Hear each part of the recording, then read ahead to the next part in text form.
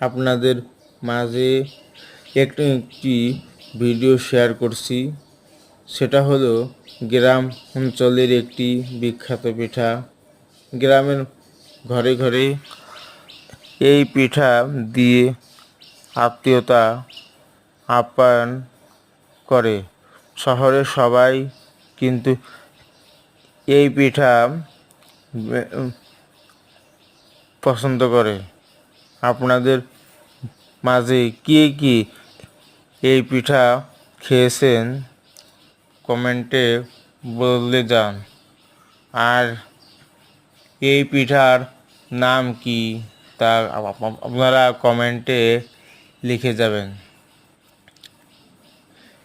এই পিঠা দিয়ে আর মাংস দিয়ে, হাঁসের মাংস বা মুরগির মাংস দিয়ে এই পিঠা খুবই সুস্বাদু লাগে।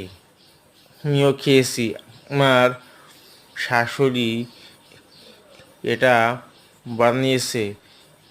এই পিঠা কিভাবে বানাতে হয় A to Z সব কিছু দেয়া আছে।